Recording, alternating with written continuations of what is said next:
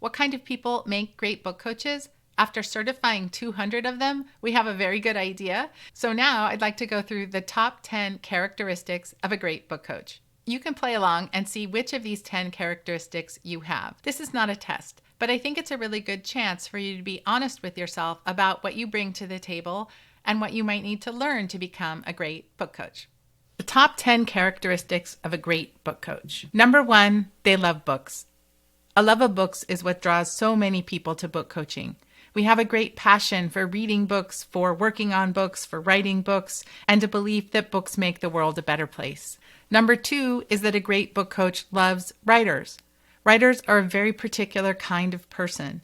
They're immersed in a creative process that happens largely in their own mind and unfolds over a long period of time. They can often be filled with doubt and filled with passion, and a great book coach enjoys being around them. Number 3 is that a great book coach feels comfortable with the creative process.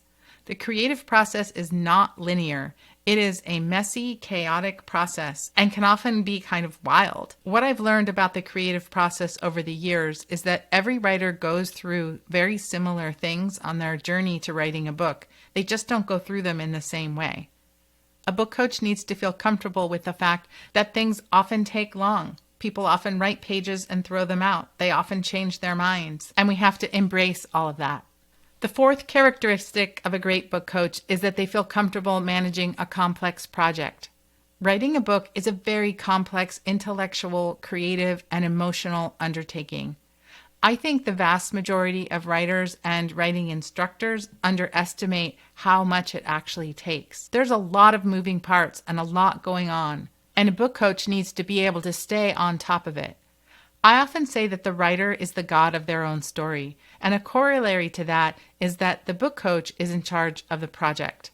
Our writers may never have written a book before. They're going to turn to us to understand how it unfolds and how it all works. We can keep a project on track, we can hold our writers accountable, and we can make sure that they get to the end. A book coach needs to be comfortable with having that kind of authority. The fifth characteristic of a great book coach is they have to have the ability to focus on the details and the big picture, often at the same time. Something I'm always saying to book coaches in training is that you have to raise your eyes from the page and look at the horizon. What I mean by that is you can't just be so immersed in the line-by-line work that you don't look up and look at the writer. You need to see what their goals are, and you need to look at the publishing landscape to make sure that their book is going to fit into it and be well positioned in it. You have to look around. A good editor is often just eyes on the page, looking at the words, but a good book coach is doing that and also looking up. The ability to hold multiple perspectives is one of the secret superpowers of a book coach. Sometimes when I'm working on a project, I'm thinking about a character, the writer, the reader, a bookseller, all at the same time. The sixth characteristic of a great book coach is that they understand the publishing marketplace. And I don't mean they understand all of it inside and out.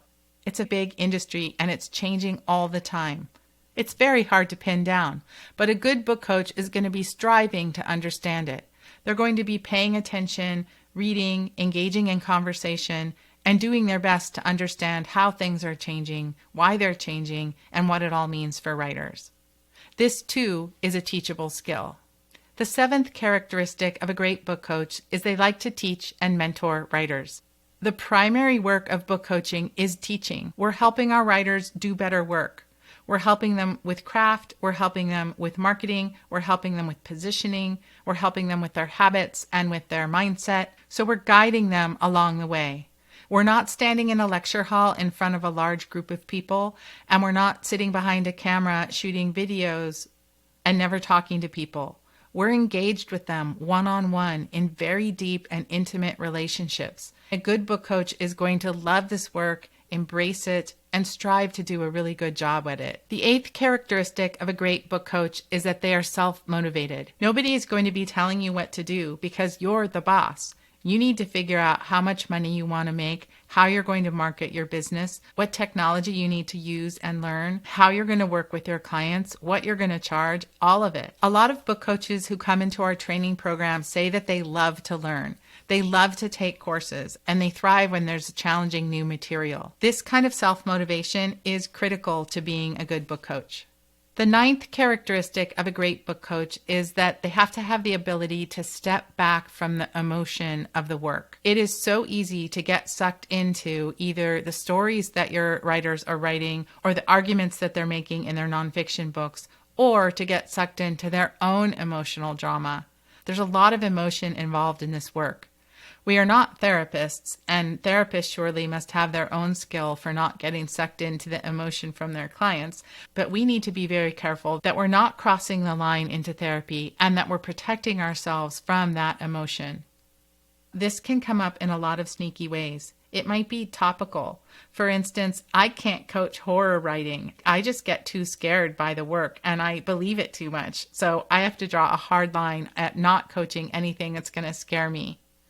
I also sometimes have the tendency to believe that my writer's success depends on me, that it's my responsibility, and I have to put it on my back and carry it around. And that is not true. My job is to define the outcome that I can help the writer with, and then build a container where we can do the work to meet that outcome. I can only control what I can control, but that's something I've had to learn.